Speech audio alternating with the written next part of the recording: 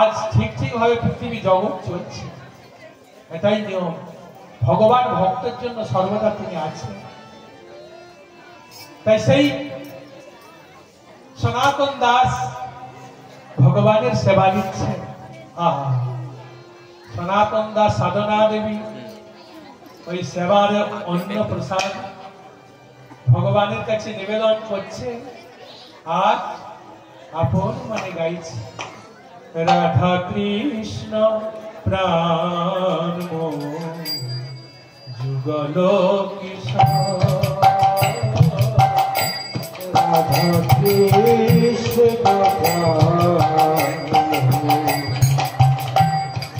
যুগল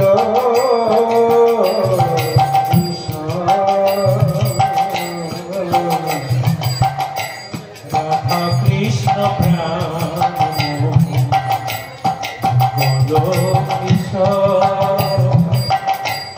রাধা কৃষ্ণ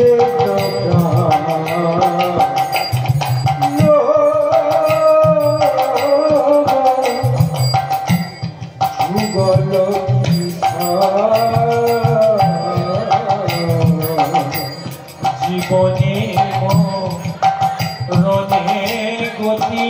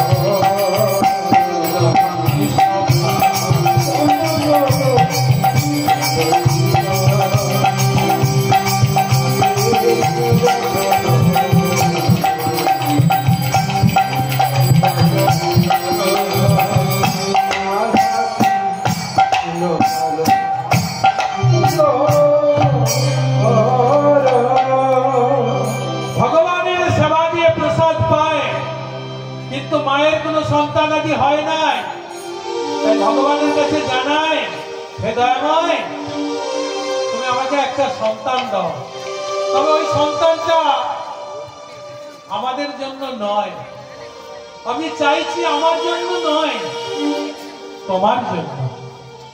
আমরা কি করি, সন্তান প্রার্থনা করি আমাদের সুখের জন্য, কিন্তু সাধনা দেবী প্রার্থনা করছে, হে গোবিন্দ যখন আমরা চলে যাব পৃথিবী ছেড়ে, সেদিন বলো তোমায় কে সেবা দেবে,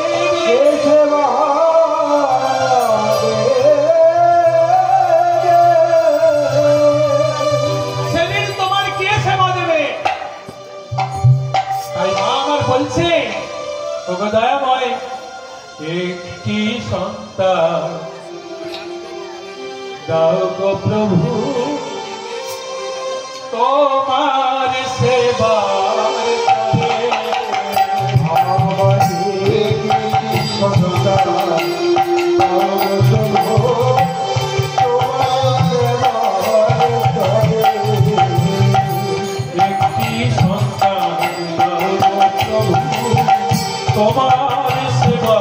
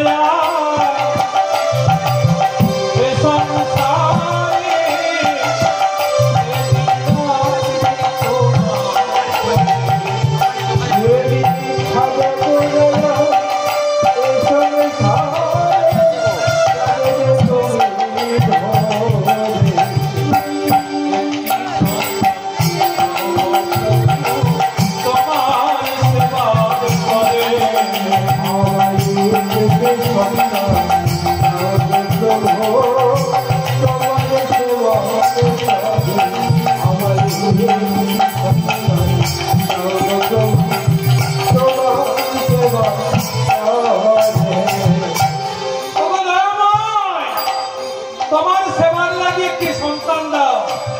ভগবান প্রার্থনা শুনলে একটা সন্তান দিলে, কিন্তু কপাল দেখুন মা, ছেলেটাও সবে অন্নপ্রাশন হয়েছে, 6 মাস বয়স। হঠাৎ সনাতন দাসের পেটের যন্ত্রণা শুরু হলো। বেশিক্ষণ নয়, 1 ঘন্টার মধ্যেই সনাতন দাস মারা গেল।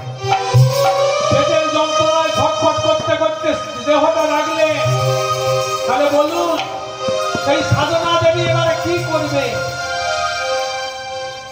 একটা পাতার কুড়ে ঘর বেঁধে একটা সন্তানকে মানুষ করবে কিভাবে?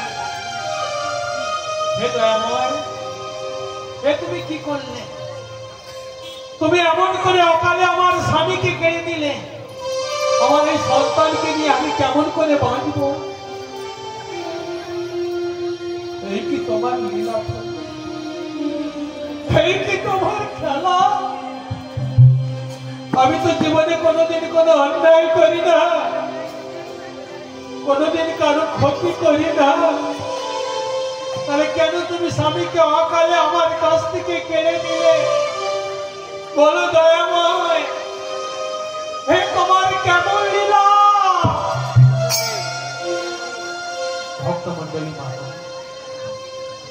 আমাদেরও প্রশ্ন, যারা এমন কৃষ্ণ ভক্ত, যারা ভগবানের সেবা দিয়ে সেবার প্রসাদ পায়, যারা ভগবানের সেবার জন্য সন্তান প্রাপ্তি না করে, তাহলে তার স্বামীটা হঠাৎ মারা গেল, বলবেন কারণ এটা কি জানে? কর্মফল। বলছে পৃথিবীতে আমরা এসেছি কর্মফল নিয়ে। এই কর্মফল আমাদের ভোগ করতে হবে। আমাদের 3 রকমের কর্ম আছে। একটা হচ্ছে প্রারব্ধ, একটা সঞ্চিত, আর একটা সঞ্চয়মান। এখন আমরা যে ফলটা ভোগ করছি, এটা হচ্ছে আমাদের, লক্ষ্য রাখুন একটু, সবাই শুনবেন। এখন আমরা যে ফলটা ভোগ করছি, এটা আমাদের প্রারব্ধ। প্রারব্ধ মানে পূর্ব জন্মের যে কর্মফল, সেটা আমরা পাচ্ছি। আর সঞ্চিত আর সঞ্চয়মান। সঞ্চিত মানে এ জন্মে আপনি যেটা করেছেন, এটা হলো সঞ্চয় হয়ে গেল। আপনি একটা ভুল করলেন, অন্যায় করলেন, পাপ করলেন, ওটা আপনার সঞ্চয় হলো। আর সঞ্চয়মান মানে ধরুন এখন আপনারা বসেছেন, যে কাজ করছেন, মানে ভালো কাজ করছেন। এই যে হরিবাসনে এসেছেন, মধুর বৃন্দাবনে এসেছেন, আপনারা পুণ্য সঞ্চয় করছেন। আপনারা ভগবানের চরণ তলে এসেছেন, তাহলে একটা ভালো, এটা হচ্ছে আপনাদের সঞ্চিত হচ্ছে, আপনাদের সঞ্চয় হচ্ছে। বলছে আমাদের যদি এই যে সঞ্চয় করছে, এর জন্য আপনি এই জন্মে যদি কোনো খারাপ কাজ করে থাকেন, সেটা আপনার কেটে যাবে। সঞ্চিত কর্মফল বিনষ্ট হয়ে যাবে। কেউ হয়তো 1 বছর থেকে 40 বছর, 50 বছর, 60 বছর পাপ করেছে। সেই পাপই যদি সৎ পথে আসে, ভগবানের চরণ তলে আসে, তাহলে তার সমস্ত পাপ চলে যাবে। কিন্তু আগের জন্মে যে পাপ করেছো, সেই পাপ তোমাকে ভুগতেই হবে। প্রারব্ধ কর্ম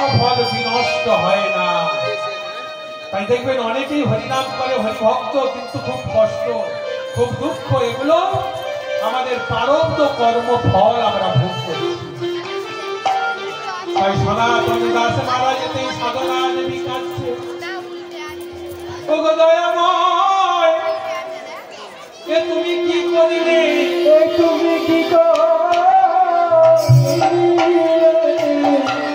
আমার সন্তানকে আমি কেমন করে পালন করব? আমার তো নব যৌবন, বিশেষ করে ভগবান নারীদের সুন্দর করে পাঠিয়েছে পৃথিবীতে। এই মায়েরা খুব সুন্দর, পুরুষদের আকর্ষণীয় বস্তু। তাই একটা নারীর যদি স্বামী না থাকে, কোনো আত্মীয় স্বজন না থাকে, একটা সুন্দরী রূপসী নারী মনোমানে কদিন থাকবে। যারা লক্ষ্য তারা কি ছাড়বে? তাই মনে মনে ভাবছে নারীর ভূষণ হলো স্বামীর সেবা। সেই স্বামী যদি চলে যায়, আমি যে ভগবানের সেবা করব, এই জগতে যারা লক্ষ্য তারা কি আমায় ছাড়বে? তাহলে আমি কি করব? আমার এই জীবনটা আমি ওই নদীর জলে বিসর্জন দেব, ওই নদীর জলে ঝাঁপ দিয়ে আমার প্রাণ ত্যাগ করব। কিন্তু আমার কোলের ছেলে, আমার এই 6 মাসের ছেলে, নাম রেখেছে মাধু, কোথায় রাখবো? কার কাছে দিয়ে যাব? হঠাৎ একটা কথা মনে পড়ল, ভগবান বলেছেন রাখে হরি মারে কে, আর মারে হরি রাখে কে। তুমি তোরা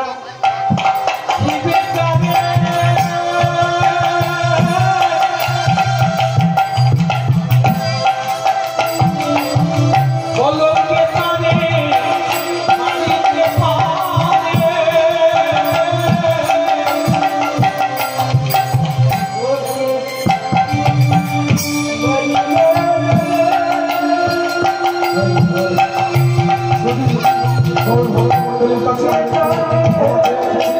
আমরা বলেছিলাম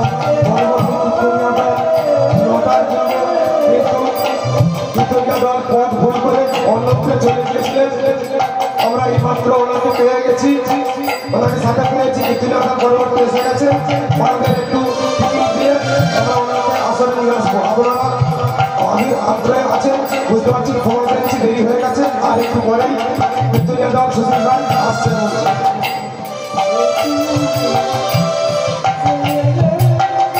ওগো তুমি তো নিজে জানে, কে তারে রাখতে পারে।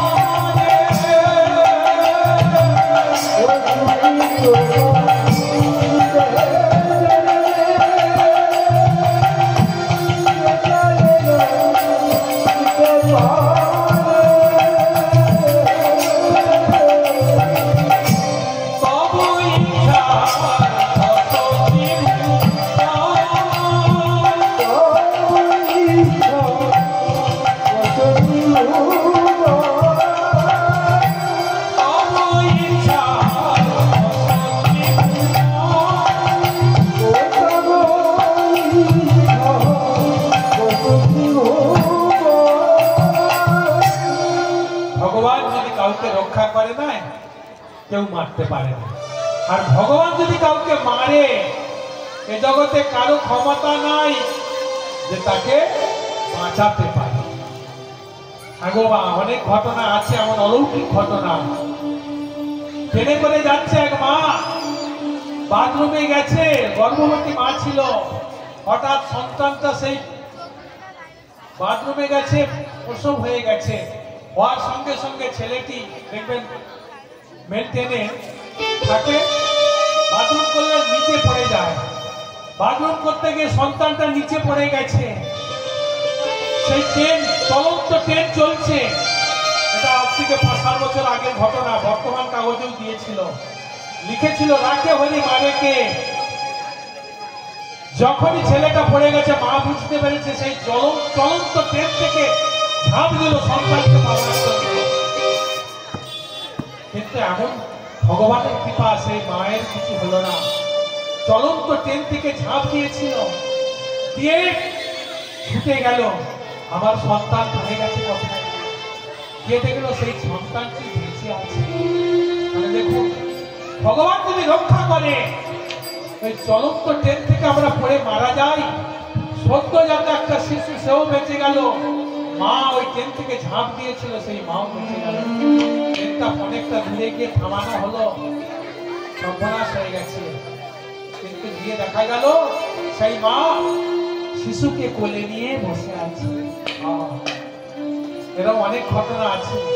তা ভগবান যদি রক্ষা করে এই পৃথিবীতে কেউ বাঁচতে পারে না, তাহলে আমি কেন চিন্তা করব? আমার ছেলেকে আমি ভগবানের কাছে রেখে যাব। যদি ভগবানের ইচ্ছা হয় ভগবান আমার ছেলেকে বাঁচাবে, যদি ভগবানের ইচ্ছা হয় আমার ছেলেকে মারুক। হে গোবিন্দ, তোমার চরণে আমার ছেলেটাকে দিয়ে আমি ওই গঙ্গার জলে ডুবে যাব। সাধনা দেবী এই প্রতিজ্ঞা করে নিজের ছেলেটাকে কি করছে গো মা? কি করে যাবে? ছেলেকে ফেলে যেতে গেলে মনে কষ্ট হচ্ছে না? একটু ঘুম পাড়িয়ে দিই, ছেলেটা যখন ঘুমিয়ে পড়বে আমি চলে যাব। মা আমার কোলে কোলে সন্তানকে ঘুম পাড়াতে লাগলো। যখন ছেলেটি ঘুমিয়ে পড়লো, ছেলেটাকে ধীরে ধীরে শয়ন করাচ্ছে। আর যখন শয়ন করিয়ে মায়েরা কি করে, ছেলেকে বুকের আঁচল চাপা দিয়ে ঘুম পাড়ায়। ওই আঁচল চাপা দিয়ে ঘুম পাড়াচ্ছে। যখনই ঘুমিয়ে পড়েছে, সাধনা দেবী চলে যাওয়ার জন্য আঁচলটা ছেলের বুক থেকে টেনে নিল। আর যখনই টেনে নিল, সেই আঁচলের টানে শিশুর ঘুম ভেঙে গেল। অমনি শিশুটি চিৎকার করে বলে উঠল, মাগো তুমি যেও না, মাগো তুমি যেও না, মাগো তুমি যেও না,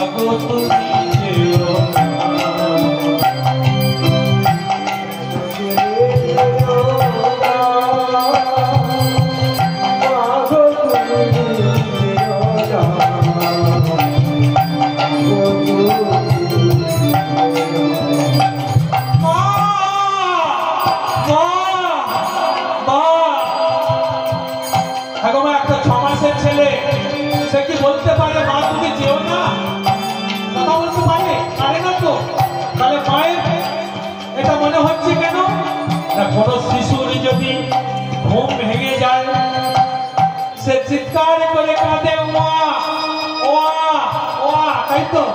তা ওয়া ওয়া করে কাঁদছে, মায়ের প্রাণে বাঁচছে। ওই ছেলেটা যেন তাকে বলছে, ও মা, তুমি ছাড়া আমার কেহ নাই।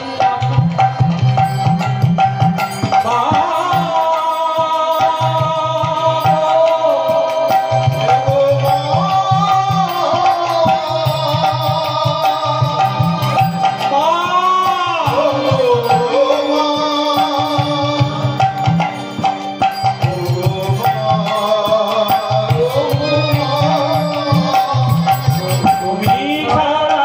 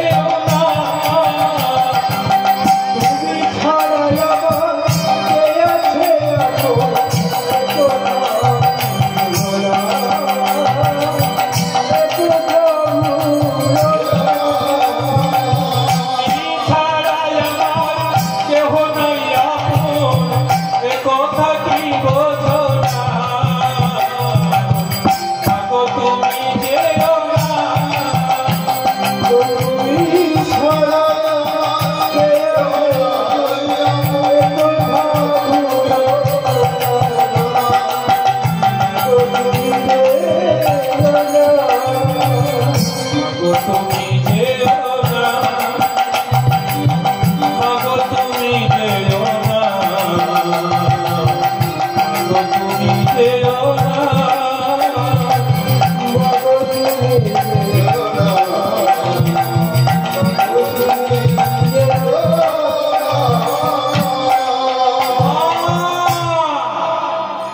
আচ্ছা বলুন তো কোন ছেলে যদি কেঁদে উঠে কোন মা পারবে তার সন্তানকে ফেলে চলে যেতে পারবে না। কারণ স্নেহময়ী মা হলো সন্তানকে সব থেকে বেশি ভালোবাসে। পৃথিবীতে যদি কিছু ভালোবাসতে হয় মা তার ছেলেকে যতটা ভালোবাসে পৃথিবীতে কেউ মায়ের মতো ভালোবাসতে পারে না। যে যতই বলুক মা হলো সব থেকে বড়। তাই বলছি মাকে কেউ কোনোদিন কাঁদাবে না, কারণ মায়ের মতো আপন এ দুনিয়ায় একমাত্র ভগবান ছাড়া মায়ের মতো আপন কেউ নাই। মা আমার ছুটে এসে বুকের মানিক সোনা মানিককে কোলে নিয়ে বলে উঠলেন,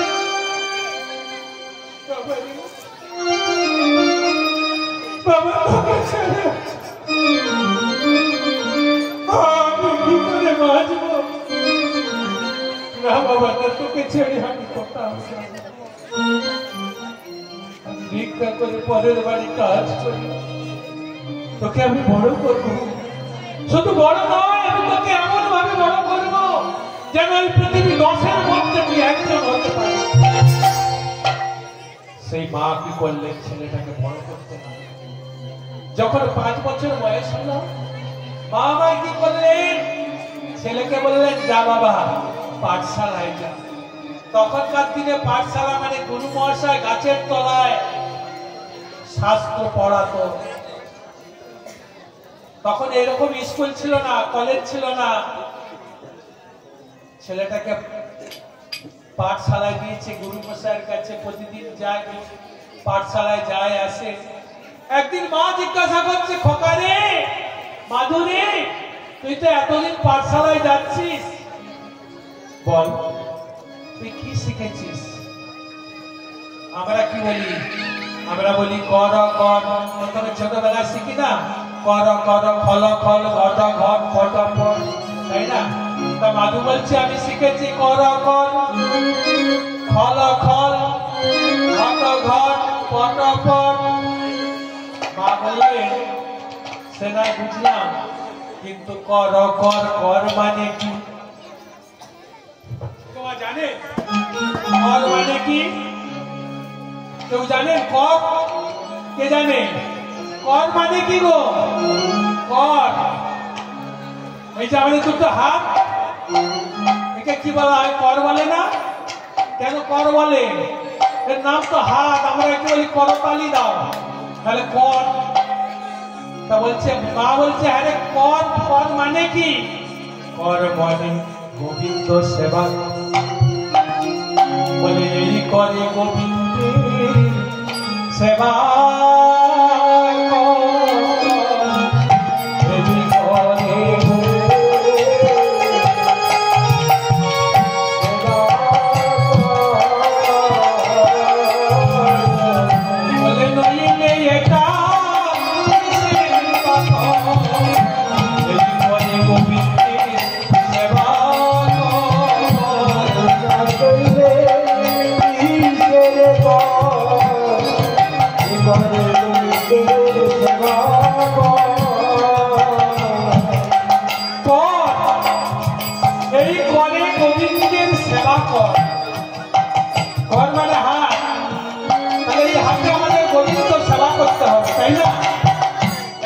ভগবান দিয়েছে শুধু আমাদের উদর পূরণ করার জন্য নয়, শুধু আমরা খাবো, খাবার জন্য খাবো।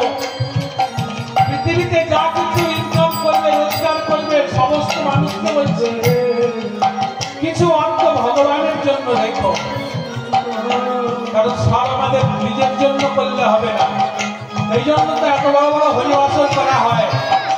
কিছু টাকা গোবিন্দ সেবায় দাও, দান করো, না হলে তোমার ওই অর্থ বিফলে হয়ে যাবে। তাই পরের রোজগার করবে, কিছু গোবিন্দ সেবায় লাগাও, এই করে গোবিন্দ সেবা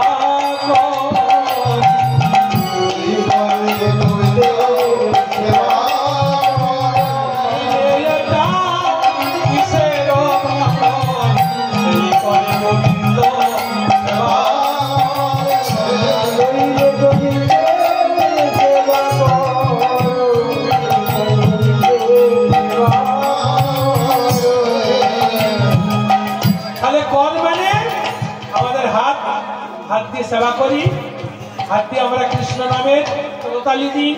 এই যে করতালি দিয়ে আপনারা হরি বলেন, এটাও ভগবানের সেবা গো, এটা বিফল হবে না। এই যে করতালি দিয়ে হরি নাম করলেন, এটা আপনাদের ভগবানের সেবায় লেগে গেল। ফল মানে কি? কর কর ফল মানে, ফল মানে হিংসা। বলে এ জগতে বাস করে কারো সঙ্গে হিংসা করো না। কিন্তু মানুষের পেটে পেটে হিংসা, কেউ কারো ভালো দেখতে পারে না, পারে? দেখবেন সব কেউ যদি একটু বড় হতে চায়, অমনি তার উপরে শত্রুতা করতে শুরু করে দিল, এটা হচ্ছে হিংসা। বলছে এ জগতে হিংসা করো না, কর কর ফল ফল। ঘট মানে, ঘট মানে কি গো? ঠাকুরের পূজা হয় একটা ঘট, দেখবেন পেটটা ডাবা, মাথাটা এইরকম। বলছে ঘট, আমাদের দেহ হলো ঘট, ওই ঘটেতে দেবী পূজা হয়। আমাদের এই দেহ হলো ঘট, এই ঘটে আমাদের গোবিন্দ পূজা হয়। তাহলে ঘট ঘট, পট মানে ছবি, ওই যে বড় বড় ছবি যে আছে দেখবেন গৌরীটায় রাধা কৃষ্ণ, তাই না? পট মানে ছবি।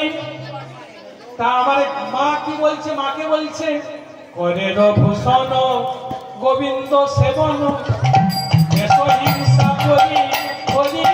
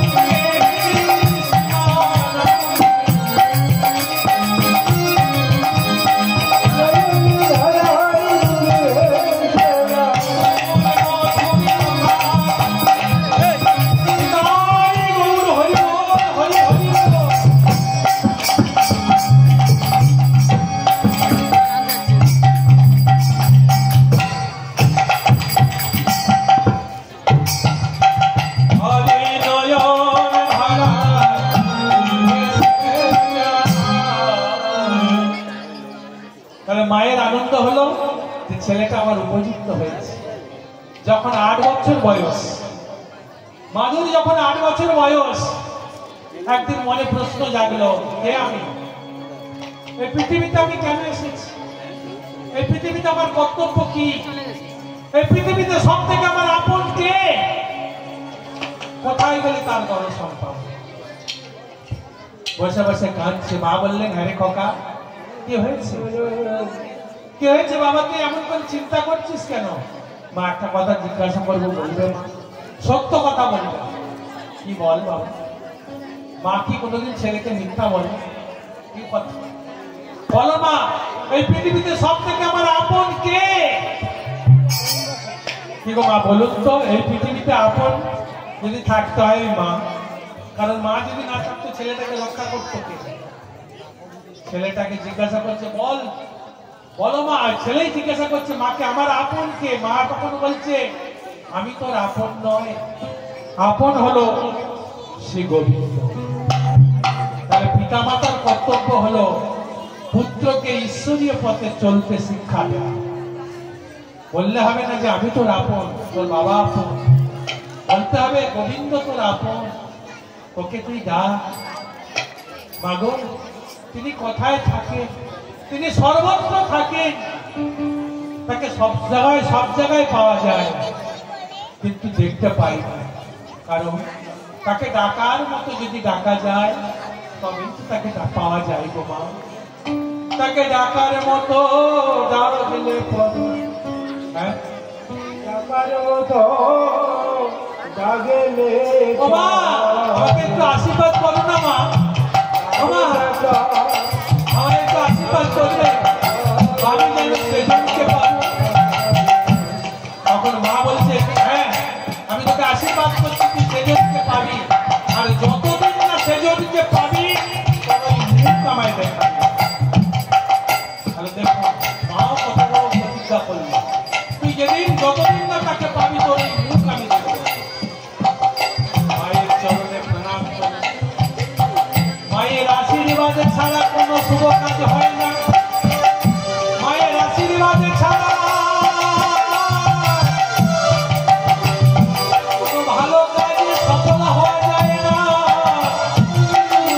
তাই মায়ের চরণে প্রণাম করি। মাতা 7 বছর বয়সে বলেছে,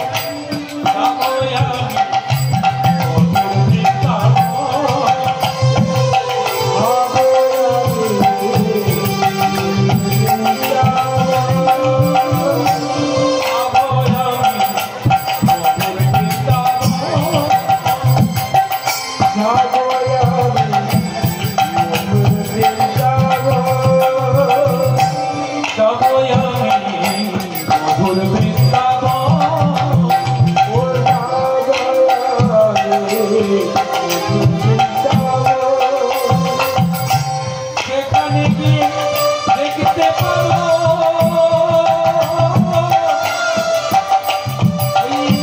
যুগল কোথায় গেলে দেখতে পাবো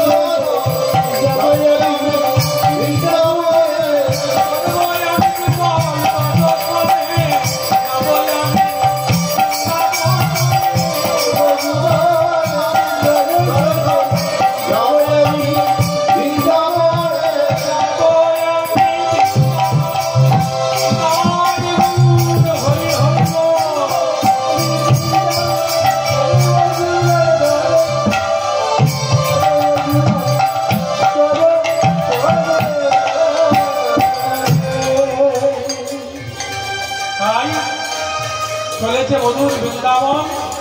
এদিকে পরবর্তী কীর্তনে আসছে। হ্যাঁ, তাহলে আমি এখানেই বিদায় রাখছি। হরে কৃষ্ণ কৃষ্ণ কৃষ্ণ হরে হরে, হরে রাম রাম রাম হরে হরে, হরে কৃষ্ণ কৃষ্ণ কৃষ্ণ কৃষ্ণ হরে হরে, হরে রাম রাম